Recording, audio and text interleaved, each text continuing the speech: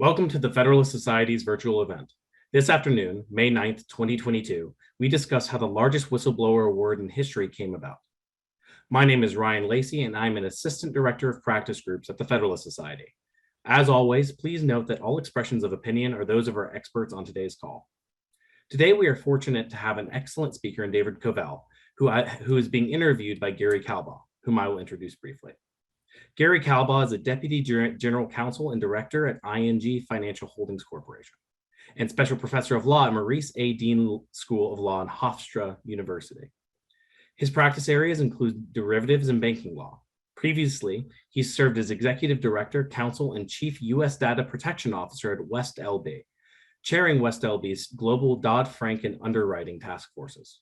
Kalbaugh received his Master of Laws from the University of Pennsylvania in 1999 and his BCL from the National University of Ireland, University College Cork in 1998. After our speakers give their remarks, we will turn to you, the audience, for questions. If you have a question, please enter it into the Q&A feature at the bottom of your screen, and we will handle questions as we can toward the end of today's program. With that, thank you for being with us today. Gary, the floor is yours. Great. Well, thank you, Ryan. When I first met David, I was in an organization at the New York City Bar, the Futures and Derivatives Law Committee, which was largely people more on the defense side of things. And my conversations with David blew my mind because he opened doors and ways of thinking of things that candidly I just hadn't been exposed to. When we look at David's biography, it's very hard to go through it because it's just dwarfed by the fact that he's a lawyer whose client got the single largest whistleblower award in history, $200 million award, which we're going to talk about today. But we can't let that distract us from the underlying reality that for well over a decade, David is probably the most prominent plaintiff's attorney in the derivatives area. And I know not everybody on this call, in this webinar, is in the derivatives bar, but I can say he's one of the most respected lawyers in the derivatives bar. And I also have to note, he played professional soccer in Nicaragua. How awesome is that? You don't get that very often. And so maybe, David, my first question to you has nothing to do with our topic today. How did that come about? Well, good morning or good afternoon now. Thanks for that introduction, Gary. It's an exaggeration. I don't know how I'm viewed in the derivatives bar, to be honest. Gary, that's news to me, so I appreciate the compliment. I think it's an exaggeration. Likewise, my professional career in soccer in Nicaragua lasted for about a year and a half. And for those who know soccer, they know that Nicaragua is not the biggest powerhouse in Latin America when it comes to soccer. So I was able to hold my own, but I made money. They paid me. But most of the people who were on my team were part of the Sandinista military. So they were paid by the military. I just got paid cash. You know what, David? We're going to have to schedule a whole different webinar to go into this one because there's so many questions on the tip of my tongue. We do have to talk about this whistleblower award, which is equally interesting. Your client, I'll start with the big elephant in the room. Your client received the largest whistleblower award in history. It totaled nearly $200 million. How did that come about? So just one clarification, this is the largest whistleblower award paid to any individual. They're under the False Claims Act, which is an somewhat analogous whistleblower statute. Others have gotten more, but it was divided up to a number of people. But this is the largest single award of any whistleblower ever, which I've been told by people who actually know more about this than I do. I did research it a bit to make sure that no individual, and I am not able to discover any individual that is at that level. Yeah. And so it came about in part because of, well, entirely, I suppose, because of Dodd-Frank. Dodd-Frank brought forth a whistleblower law, a whistleblower statute that allows whistleblowers to bring violations of securities laws and violations of commodities laws to the appropriate authorities and to collect what may be termed a bounty of 10 to 30% if they are successful in helping these agencies, the SEC on the one hand, and then the Cftc, the Commodity Futures Trading Commission, on the other, collect fines. And then, of course, if others also collect fines, other regulators also collect fines, they can collect from that. The Dodd-Frank imposed or brought up the whistleblower provisions in Dodd-Frank came about, I think, because of the financial crisis and also because of the Madoff scandal, which was an embarrassment for the SEC because they didn't catch the scandal early on and there had been a whistleblower.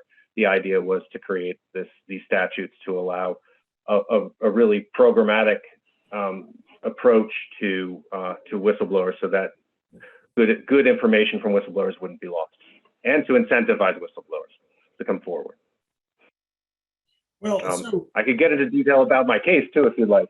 Gary, but that's just, sort of just the one note, if I could, on the Dodd-Frank Act, just for all of our listeners, and many of you probably know this, the Dodd-Frank Act was passed in 2010, and it regulated the derivatives industry in ways that are comparable, I would say, a level of regulation comparable to existing federal regulation of the securities industry.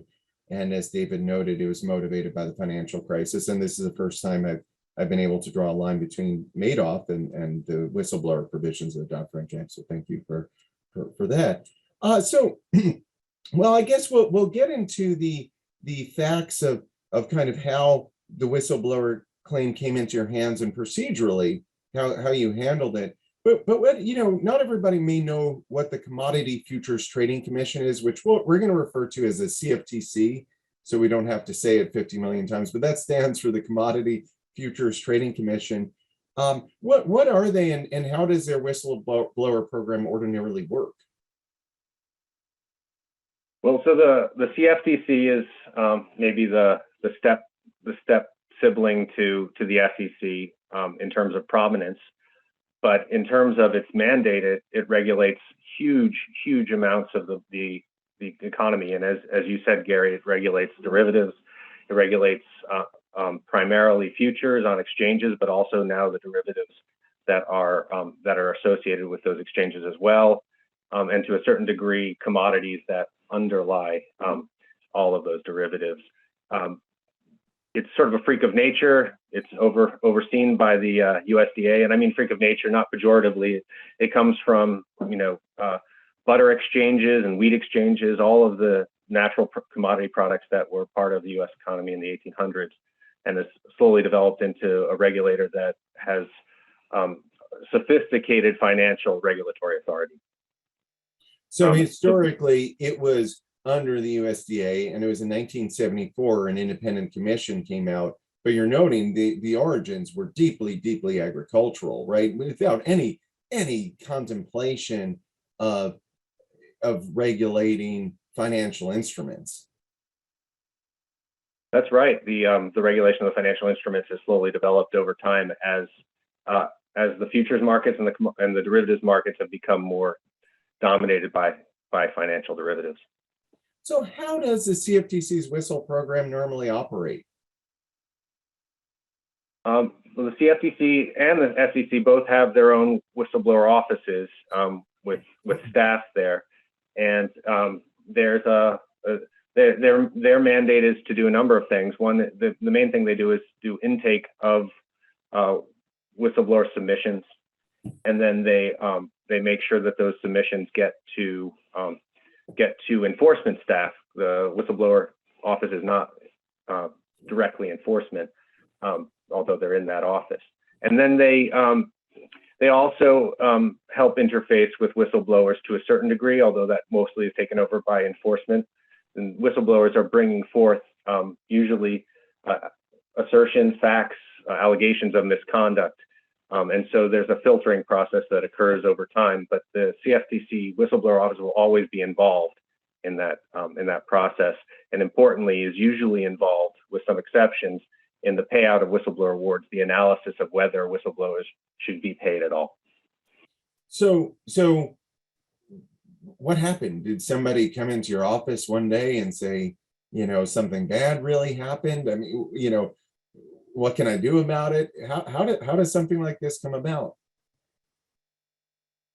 Good question. And just to preface, my ability to talk about this case is somewhat limited by my client's interest in remaining confidential. So I will be a little bit circumspect.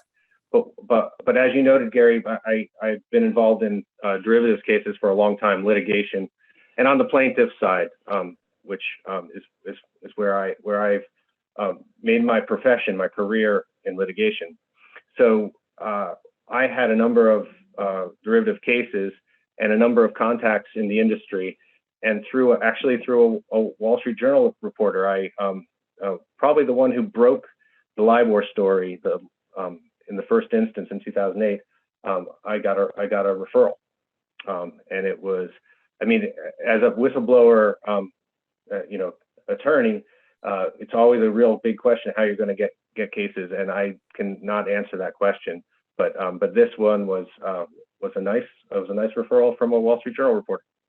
Well, now we know how you get cases because anybody who Googles whistleblower CFTC is going to see you. But yes, that's amazing. So as a Wall Street Journal reporter reached out to you, because I would think a lot of people won't even know that they can be a whistleblower. I mean, it's a little bit abstruse or abstract for most people. Well, actually, that was the point back then, for sure. So this was, almost a decade ago when I first introduced the whistleblower, and I didn't know it had come from the Wall Street Journal reporter. That I found out later, by the way. At that time, the Dodd-Frank whistleblower statutes were very new, and very few people knew about them. And even to this day, few people know about them. But I think that's changing with, when you get eye-popping results that are headlines, there tends to be a little bit more attention given to whistleblowers. So I think that's changing. But certainly for the first 5 to 8 years of the program, it wasn't very well known. Whistleblowers can go directly to CFTC, directly to the SEC. They don't need lawyers. But I personally would highly recommend that they use lawyers. We'll get to that. I mean, if your client didn't have a lawyer, your client would not have gotten this claim, and we'll get to that. But before we get to that, you do owe that Wall Street Journal reporter lunch or dinner. I hope you know that. But second, good. And secondly, so what was the next step? So now you're in touch with this person. This person says, I was giving your name. What do you do next? Is the next thing, do you go straight to the CFTC? What's the next step? Do you investigate first? Yes, I mean, when you do intake with a whistleblower, you try to spend a lot of time investigating. It so happened that the whistleblower who came to me knew I knew a lot about the area that the whistleblower was talking about, and frankly, I also knew that the CFTC was already investigating, and so I was quite dubious at the time about whether we should wait. What I thought might be a waste of time bringing the case to the CFTC. But the whistleblower convinced me that the information that the whistleblower had was such that it would, it could, be extremely helpful to the CFTC. And ultimately, I was convinced to put together what was what looks like a complaint, although we try to make it look more like a summary judgment motion, which is sort of peppered with evidence at the same time. And legal analysis, and we put that together for the CFTC, and we submitted it, knowing that they were already investigating the derivative market in question. Well, how can it be a whistleblower claim if the CFTC is already investigating it? I mean, isn't a whistleblower claim normally like no one knows about this, and now I'm the first to bring it to the regulators' attention?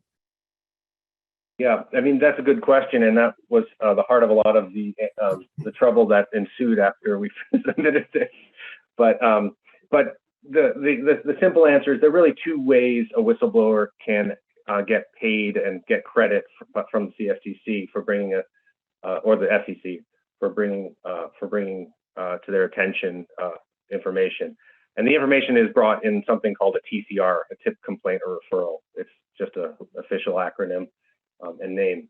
But when they bring that, if they are, I guess the term is, if they were the sort of the but-for cause of the initiation of an investigation, they're pretty much, going to get credit as long as there's a result that, that means that there's money that comes to the CFTC. And the other way is if they significantly contribute to an investigation that is already ongoing. And that's a bit more amorphous. It's discretionary, and it involves, especially the way the CFTC works now and the SEC too, a fair amount of hindsight, analysis, which can cause hindsight bias, which I think appeared in our case, at least initially. But our client we weren't certain that there was an investigation into the particular target at issue. It was a big bank, but we knew that there was an investigation generally into banks about this derivative and these derivative benchmarks, and we had enough information that we thought that we were going to help significantly contribute to the results of the CFTC. So if I could just briefly, again, for our listeners, David mentioned benchmarks. I think most of you are probably familiar with the variety of scandals. The most famous one related to LIBOR benchmarks, but that's not the only ones. There's ones related to metals. There's a variety of scandals where industries rely on benchmarks set sometimes by a finite group of individuals that are prominent dealers in, for example, the commodity or in LIBOR, in setting LIBOR. And in a lot of those cases, it was actually judicially determined that manipulation occurred, and that some of those people were suborned and provided things that were not the good faith items that they should have provided in creating these base rates. I mean, some of these base rates are, LIBOR was a multi-trillion-dollar market, so these are as big as they get in the financial world, and to see them be undermined and suborned was a tumultuous event. And I don't know if this claim was a LIBOR related one, or if you could even talk about it, and I understand if you can't, but I just want to provide people there. Those benchmarks also occur in the metals markets and in a variety of markets. Well, so this was a large financial benchmark, and there aren't that many that resulted in billions and billions of dollars of recovery for the governments. I mean, that's why, frankly, the whistleblower got so much money, because the government got about $2 billion or more, actually, and so that so you can sort of figure it out. But it was a very big financial benchmark, and there are only a couple of them that were involved.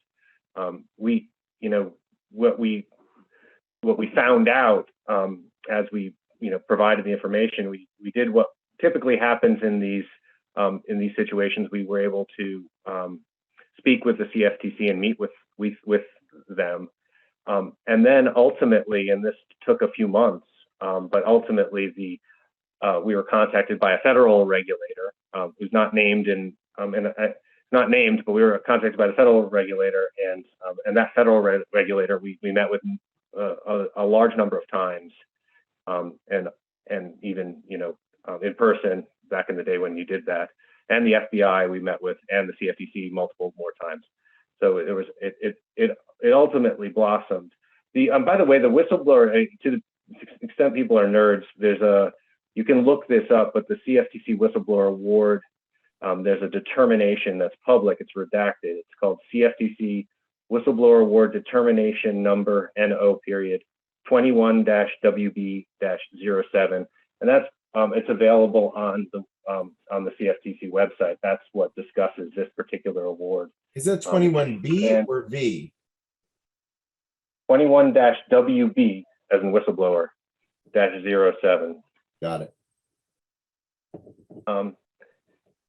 And there's a whole process by which, I mean, we can get into it at some point, but once the regulators, let's say the CFTC, issues a fine and collects on it, there's a process by which you make an award application. You have, I think, 90 days to put in that application. You have to dot the I's and cross the T's if you really want to get the money.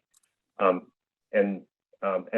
And what triggers that is something called a covered action. So if you look on the CFTC website, you'll see every now and then they have notice of covered actions. And those are to alert whistleblowers potentially, not always, because covered actions can be without whistleblowers, but they're usually settlements or some kind of regulatory actions that have resulted in money for the CFTC, and whistleblowers can apply for their awards based on those alerts. So you submitted this, which was similar to a motion of summary judgment and stylistically, right, not procedurally, and you submitted that, and you met with all these agencies, and right after your meetings, they wrote you a $200 million check, and you all went home. Yeah, if that had happened, it would have happened sometime in 2013, I think, or 14. So, and all joking aside, actually, this was a long haul, and it's, I'm a lawyer and I have a decent practice, but for the whistleblower, especially whistleblowers generally who get blacklisted, which happens sort of as a matter of course if they're found out, it can be very hard. And in this particular case, it was very, very, very hard for the whistleblower to issue, and it went on, and there was no certainty. Even up till the last minute, we didn't really have certainty about whether we were going to be successful. And the ultimate award came out, the determination came out in last October. I think it was public. We found out about it October 15th. I think it became public the following week.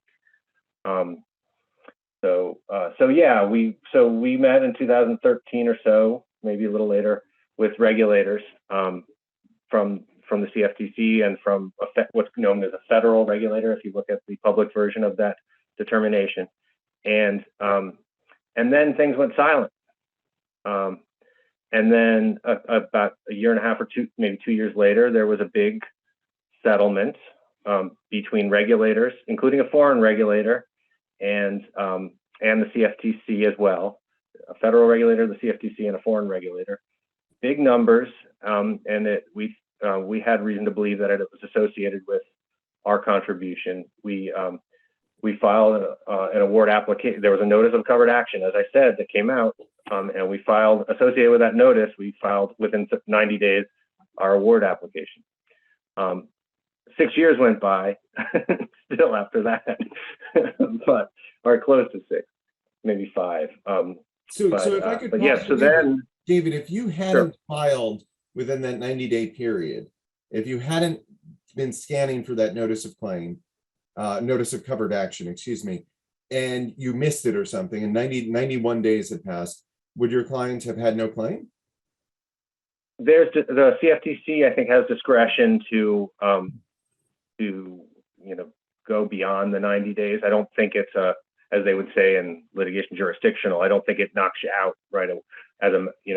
but I think you are beyond back-footed. You better have a good reason not to have filed in those 90 days. If it's just, negligent malpractice, something like that, you probably won't get it.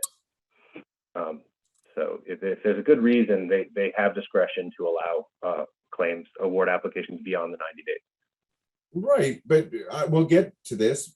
It was received somewhat controversially in some quarters, the CFTC paying this amount. So I can't imagine if they had discretion that they would have exercised that discretion in your client's favor, but we could get to that. The client went personally down to Washington and delivered the application, let's put it that way, because we wanted to make sure it was delivered on time. Yeah, a lot was riding on that. So you delivered the application, and then you heard absolutely nothing? For about 3 years, 2.5 or 3 David, years. You were calling them in that time, right? You were saying, hey, were they stonewalling you? Were you getting answers?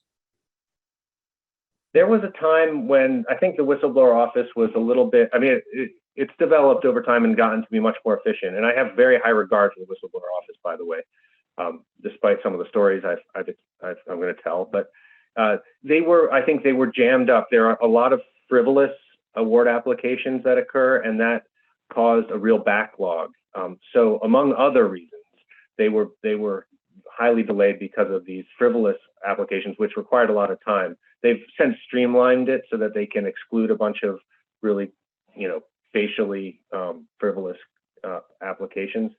And so they've gotten faster. But I think they also had real trouble with the numbers at issue here.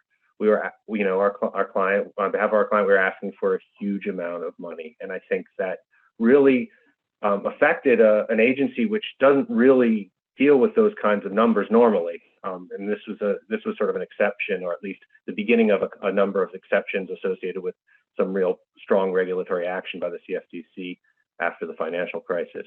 So I think the whistleblower office itself was a little bit tied in knots by what to do here.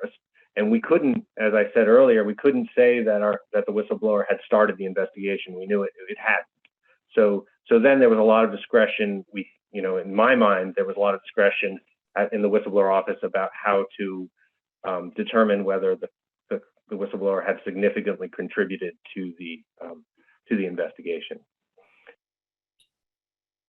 So when I think a few years after about 3 years, we got an incredibly depressing preliminary determination, which isn't public. It's something that you receive to an award application, and you're given the opportunity to contest it internally at the CFTC. So it's like an administrative appeal internally at the CFTC.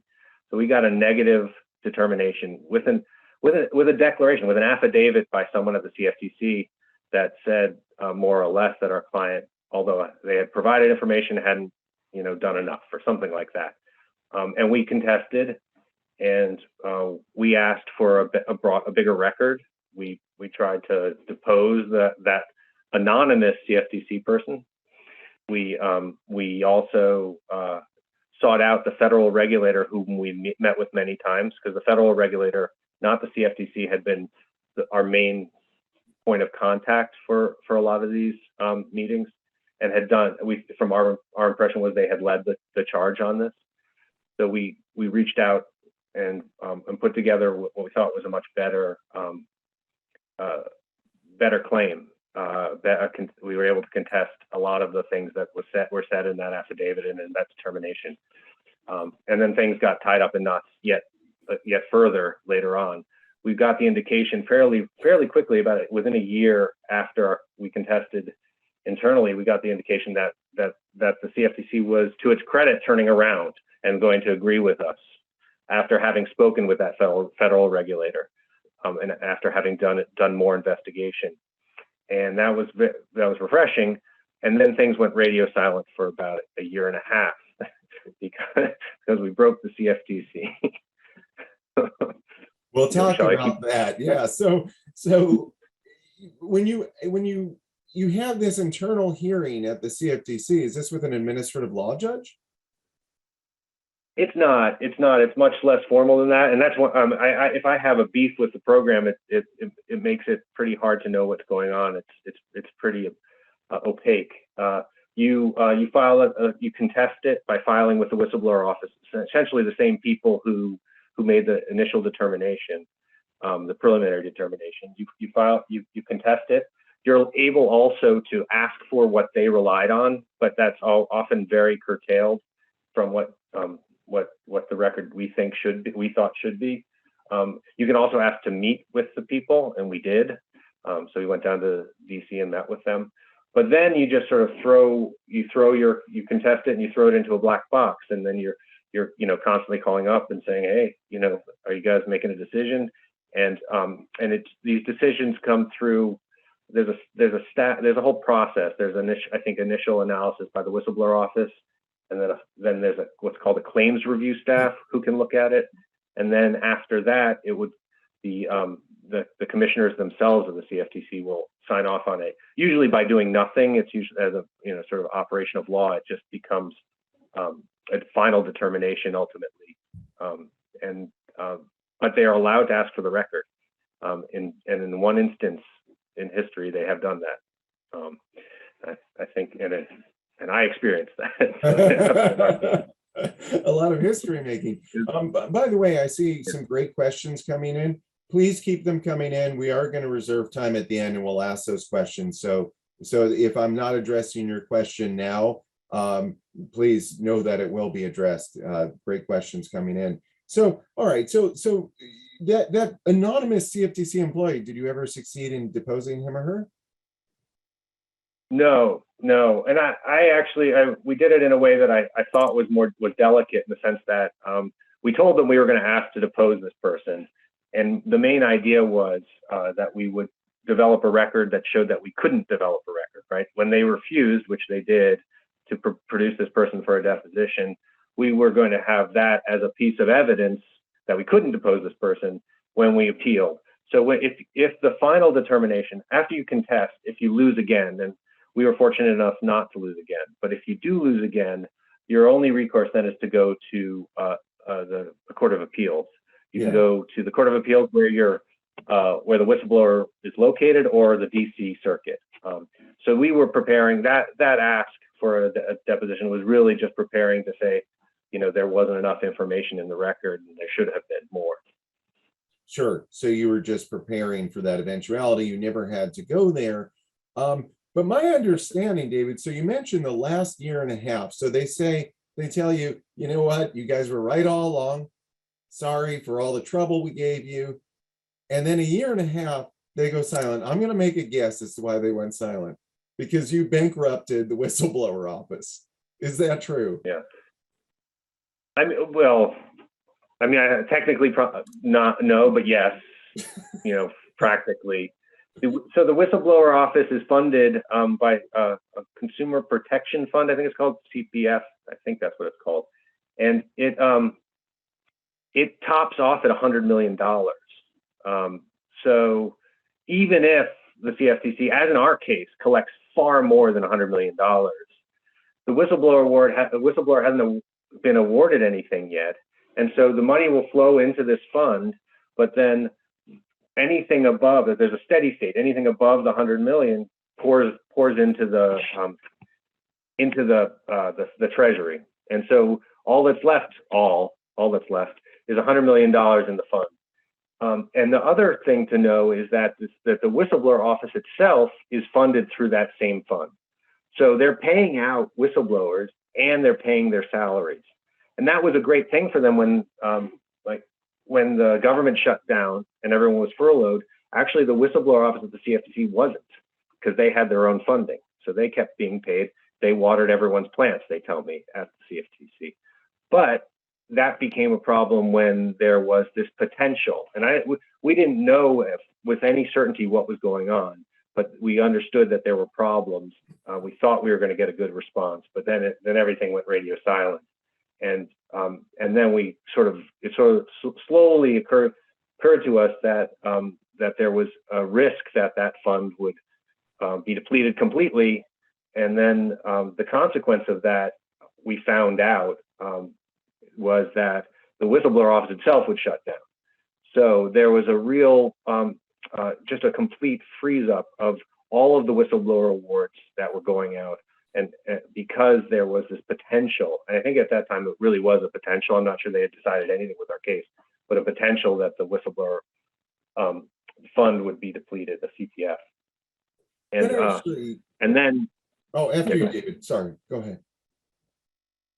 Well, I was just going to say, this caused huge amounts of problems for the whistleblower office as much as for us.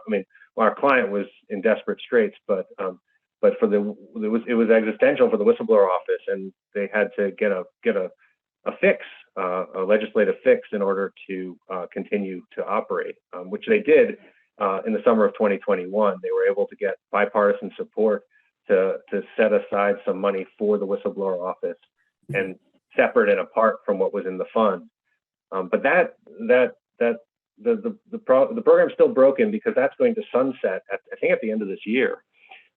So they're going to be back in the same spot if they ever have big whistleblower awards. But what essentially happened was that the whistleblower office shut down, stopped working, while they tried to figure out how to address this. So it seems that would be an additional claim if you had to go to an Article 3 court, right? That there's a conflict of interest here if they deny you. Is that fair or no?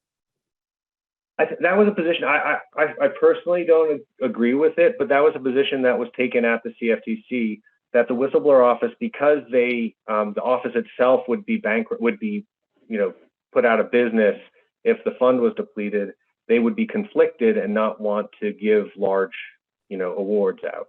And so I think, a lot of these big awards then were turned over to, sort of less conflicted parts of the CFTC, as I understand it. And other people did. And I think with our case, especially because the numbers were so big, they sort of did a de novo review of everything we'd submitted. And we had to, I think, do more presentations. So there was even after the fix, there was still a new analysis of the application. I think because the numbers were just so huge. Yeah, it's very hard. I got to imagine if I put myself in the shoes of somebody at the CFTC, it's very hard to be the guy who's going to sign that check and say, yeah, this is, I mean, it is a lot of money. And so we can understand, I think, and sympathize with the hesitation.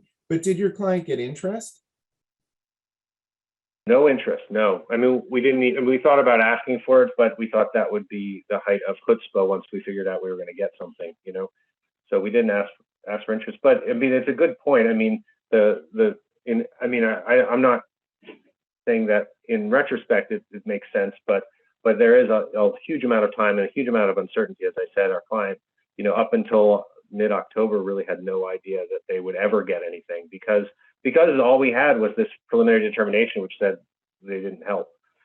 So it was risky and it took a long time. But what the rules do say is that, and it's that you are under most conditions, if you are a successful whistleblower, you will get 10 to 30%. So that is not, and we think that we argue that that is not discretionary. So although we weren't getting interest, we thought if we were going to be successful, we were going to get a lot of money because there was a lot of money at stake here. Yeah, for sure. The statements of one of the CFTC commissioners, Dawn Stump, at the time of the whistleblower award, I believe she issued a critical statement of the whistleblower award. What is the gist of the criticism that she offered? Yeah, so in this whistleblower award determination, there were three buckets of money. One was the CFTC, what it recovered. One was what a federal regulator recovered, and one was what a foreign regulator recovered. And the reason why is because the whistleblower provisions provide that if there's a related action, something that's related to whatever you provided to the CFTC in this instance, that whatever fine that is obtained by that related action, the federal regulator or the foreign regulator, that 10 to 30% bounty will be paid on that award as well. So even though the CFTC didn't collect the money that the foreign regulator got or that the federal regulator got, they still had to pay 10 to 30% of what was obtained by those two entities, by those two regulators.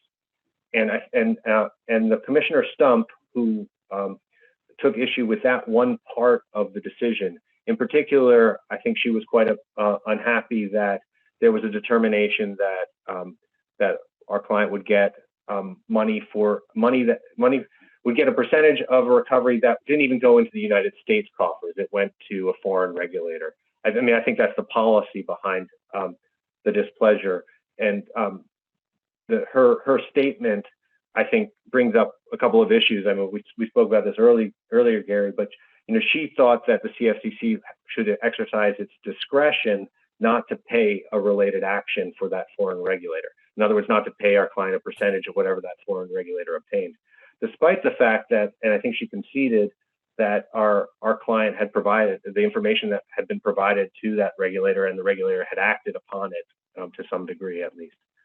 But the problem we had, and this was a real issue for us because we thought we might have to appeal to the circuit, to the DC circuit, was that the statute itself doesn't have that language of discretion. The regulations that govern this idea that 10 to 30% of a related action is going to be going to a whistleblower. The regulations say that the CFTC may provide that 10 to 30% goes to the whistleblower. Wait, so the statute says says must and the regulation says may. the statute says shall. Yep, the statute says shall pay the related action, among other things, but 10 to 30% of the related action shall, and the regs say may, and so Commissioner Stump was relying on the regs, which give a lot more discretion to the CFTC, and in this case, a lot more power to the CFTC. I mean, normally that kind of power is exercised, I would think, from the left rather than from the right, and she was a Republican. But in this instance, I think she wanted the CFTC to have more authority to prevent and to have more discretion to prevent money being paid to whistleblowers when the money wasn't coming to the U.S. So I've got to ask, David, because it does strike me initially as odd. What is the public policy behind that statute? Why would the U.S. be paying a whistleblower who whistleblows wrongdoing in another country? Well, it's a good question.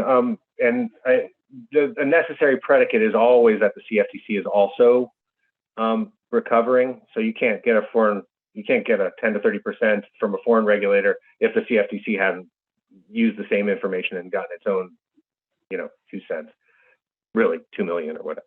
But it's not. I think the idea behind it is to encourage whistleblowers to, it's an acknowledgement, I think, that these markets are international, and that whistleblowers should be incentivized to make sure that regulators in all jurisdictions, not just in the U.S., go after misconduct. That's my own overlay. I don't, the legislative history, I think, probably will provide more context than, more accurate context maybe than I can. But that's my sense. I see the counter argument. I just want to say that in our case, the CFTC, made much more than the $200 million that our client got, even with the payment of the related action to the federal regulator and to the foreign regulator. So it's a bit of I think, an academic argument that there's going to be some, huge payment, for overseas regulations. But I would also say that the CFTC is fairly liberal in the sense of what it construes as a related action. The SEC's rules are much more constrained. So it's not, and that's all done through the regs. And it's worth looking at. If you're ever going to do a whistleblower practice, you should be careful about what is a related action, and it differs between the SEC and the CFTC. Oh, very helpful. So was that Commissioner Stump's primary criticism, or did she have other critiques, or was that pretty much her only criticism? That was her main criticism, that there was that this foreign she maligned our client a little bit, the whistleblower a little bit, by saying that what they provided wasn't that great, or it was good, but it wasn't great, something like that. I don't remember exactly what she said, but she said in that context the CFTC should exercise discretion and not pay money for regulatory enforcement and that flowed overseas. I don't think she had officially in that statement much more in terms of an attack on the results. I think there was just generally some sticker shock at the 200 million, and reading between the lines, she may have been interested in lowering that number, the almost 200 million, I guess I should say. But I think she put forth a legitimate argument. I think it was based on improper administrative, aggrandizement of power. But she did put together, I think, a proper argument. It was actually interesting because we didn't know about this foreign regulator, how much the foreign regulator had relied on our client, until we saw her statement and the award determination, and we thought, wow, that's a lot more than we thought. So David, you took a lot of risk, because if you look at the amount of time and hours, like, it's very easy for people to say in hindsight, look at this large award. But candidly, David, I think there's a pretty good possibility it could have panned out to nothing, right? You took a lot of risk over a number of years, and your client was, I assume, unemployed or at a lower level of employment than your client would normally have, because as you know, your client kind of gets blacklisted. I just want to make sure, David, are you connected to audio? Can you hear me? Yeah, we'll just give it 1 second.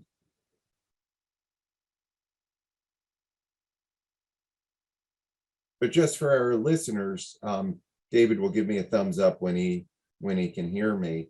It looks like you can. I can hear you. Now. Fantastic. So you know, David, you took 7 years of risk here. Your client, I assume, was underemployed or unemployed during a lot of this period. And do you believe, in hindsight, that the whistleblower program worked as it should? I mean, I think the answer is yes and no. I mean, first, in a broad brush way, I mean they need to fix this this funding of the whistleblower office so that they're not, you know, tied to the ups and downs of this fund, which may pay out large whistleblower awards. They just need to fix that. So in that sense, they did a small fix and it worked, but it's only a patch. It needs to be finally done through legislation. You know, I think we were the victim of our own success in the sense that there's so much money at stake here, and the initial preliminary determination, which didn't give us what we wanted, I think was based on a lot of hindsight bias that could have been, you know, that. So I think that was that was the negative side of things. But what I do think is the CFTC really did honestly turn back to this and look at it and do a full analysis. I think they've learned a lot from this process. Just this one award, and they've got lots more. And I know this. They've got lots more that are coming to fruition now. I think it is. I think it is working. I think they just need to fix this problem, get all of this quote unquote conflict between the office and they're providing money to the whistleblowers has to be fixed. So you know, and I also want to note, David, this circumstance is anomalous, right? You know, having such a large award that's way larger than what the whistleblower fund had. I don't believe that these are circumstances that ordinarily present themselves in whistleblower claims. Is that fair? I think that's very fair. I mean, this is a two-edged sword. I mean, the $200 million, as I said, has sticker shock. It's got real, you know, sex appeal too for would-be whistleblowers, which, you know, depending on your bent, is good or bad. But it also shouldn't be used as a means of determining policy because it is such an anomaly. It's not like that's going to be the norm at the CFTC and how the whistleblower office, you know, performs.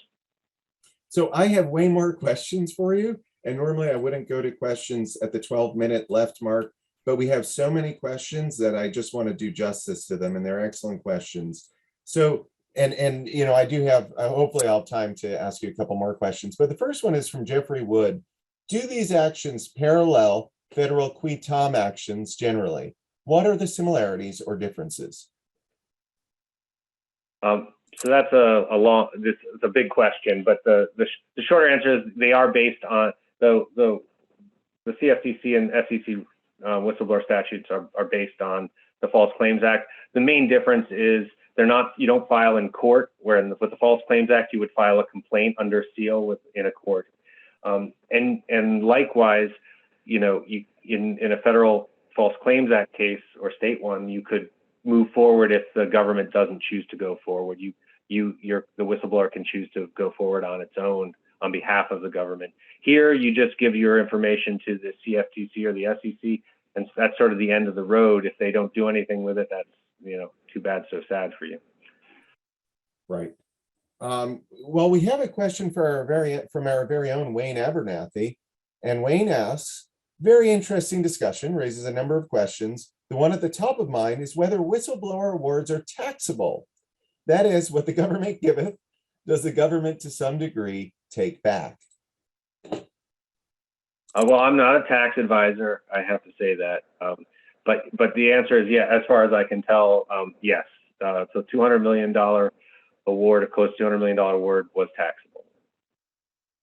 Right. So, all right. Christopher Aquilina has a couple of questions. Let's answer his first one. Congress creates whistleblower statutes through one legislative means or another. Should they now create a statute requiring said whistleblowers to be awarded if X standard is met? it seems somewhat disingenuous to tell people that they may receive an award, but only if some administrative agency feels like it. Should not be that hard to determine who provides what information and whether said information is vital to the investigation recovery. Now, Christopher, this is a great question because I think this is a good opportunity to clarify, the view. I think David would have the view, and David, I'll let you speak for yourself, that it is a mandatory process and it's not completely discretionary. I do think he had some contrary views in some quarters at the CFTC, so I'll let him address that. Great question. No, it is a good question, and we'll see how this plays out and how the CFTC behaves over time, and the SEC too, for that matter. They're not, from our perspective, they're not supposed to have very much discretion if you check the boxes. So the main box being, if your whistleblower brings forward information that starts an investigation, it's pretty much per se. If there's money that comes in, your whistleblower is likely to get it because it starts the investigation, and that's pretty much objectively verifiable. The tricky part, which was our case, is when there's already investigation and there's some subjectivity as to how much there was a contribution by the client. That, I don't know how to.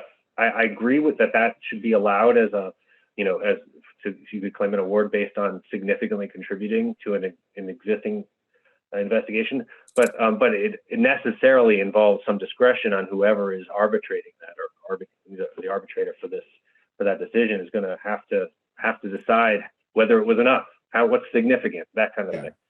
So the core whistleblower claim itself, it's pretty much mandatory, but what you're noting is around the edges, there is inherently a lot of discretion. And I think the last thing you want to do is end up in an Article 3 court, right? In Court of Appeals, right? That's probably not where you want to be. Well, it's really tough to be the article in the Court of Appeals because to this day, the Court of Appeals still do give some deference to the agencies. They'll give what's called Skidmore deference to the SEC. I mean, the SEC has said that's what they're entitled to, which is a little bit more flexible, I suppose, than Chevron deference. But yes, but you also don't have a record at the appellate level. So that's the problem we always face is we wanted to develop a record and it's constrained at the administrative level. There's no district court. You're just straight up on appeal. What do you do? Yeah, what do you do? Can you do fact finding at that point at all?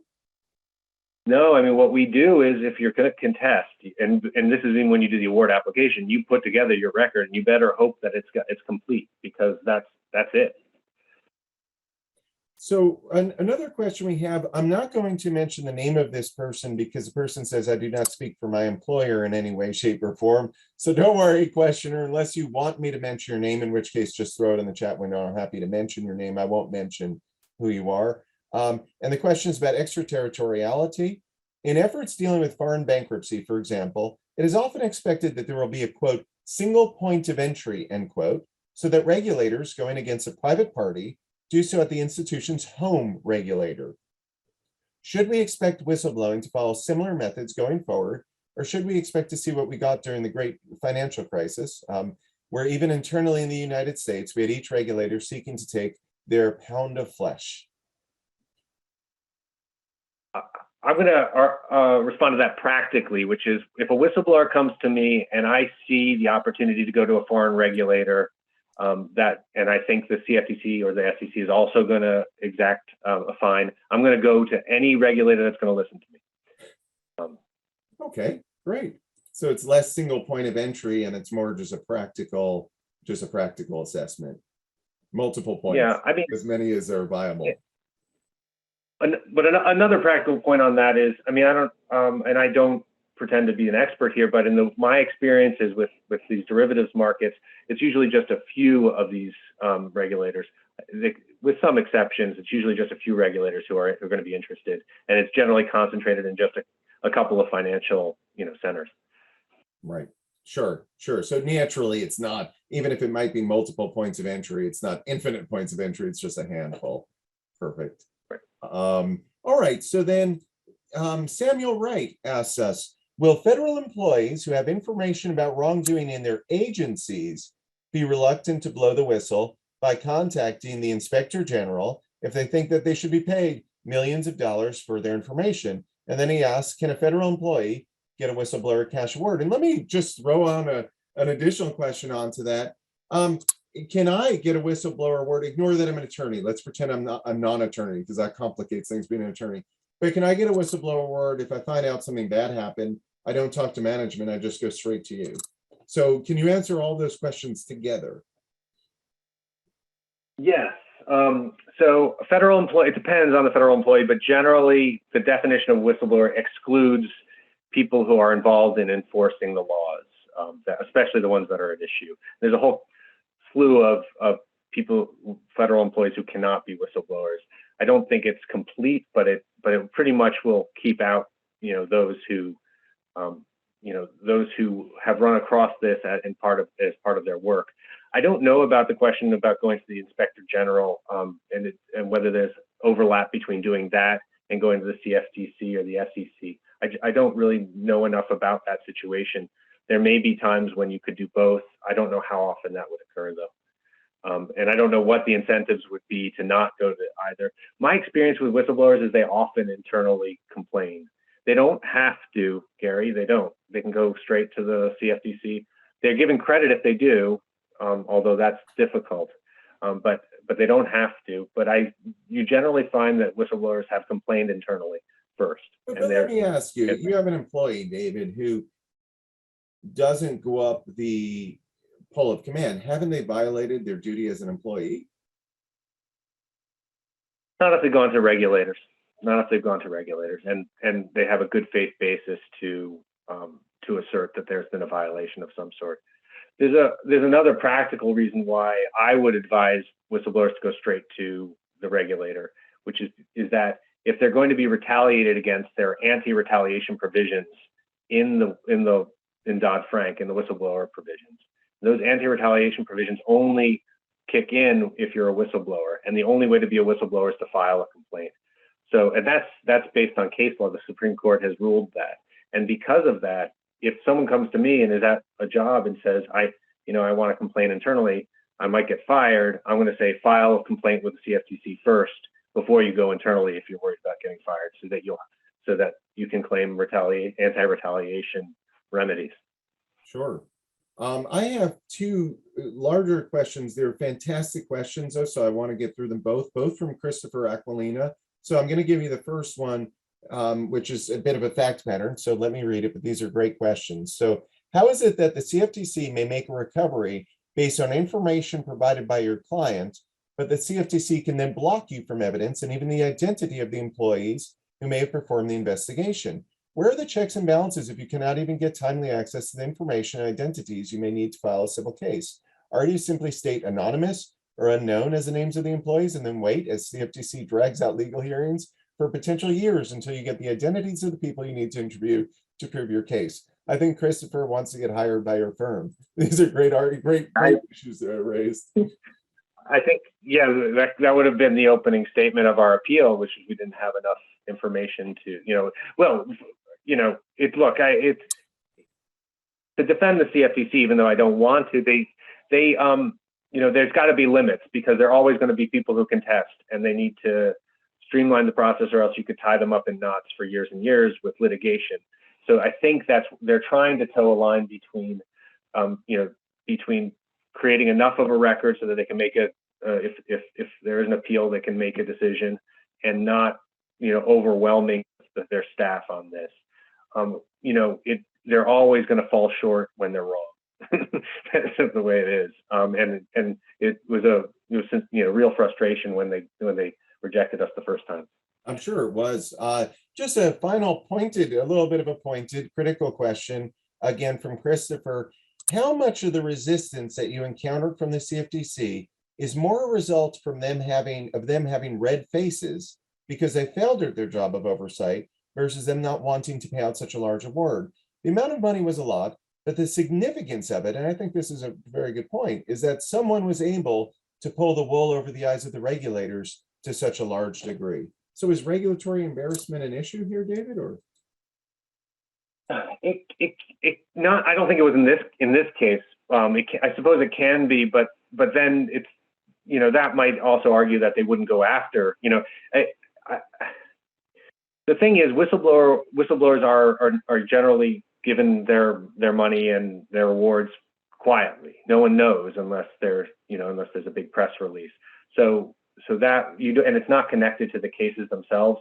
So I think there is some insulation from that possibility. I think in our case, our appeal was successful because we were so right. And I think the CFTC might have been worried that they would have been red-faced publicly in an appeal before the DC Circuit. I want to say that, but in terms of the investigations themselves, I don't know how, regulators want to take credit for the work they've done. They don't want to look bad. But I don't think there's a huge tension these days between whistleblowers and the regulators. David, after all this discussion, the question people really want answered is, how does a lawyer do a whistleblower award? Unfortunately, though, we don't have time to answer that question. And I'm going to hand it over to Ryan. But thank you so much for your time today. And thank you to the audience for just fantastic questions. What a great discussion. Absolutely. Thank you very much. Thank you, Gary. Thank you, It was Ryan. an amazing discussion. And on behalf of the Federalist Society, I would like to thank our experts for the benefit of their valuable time and expertise. And I'd like to thank you, the audience, for joining us and participating. We welcome listener feedback by email at info@fed-soc.org. As always, keep an eye on our website and your emails for announcements about upcoming webinars. Thank you for joining us today. We are adjourned.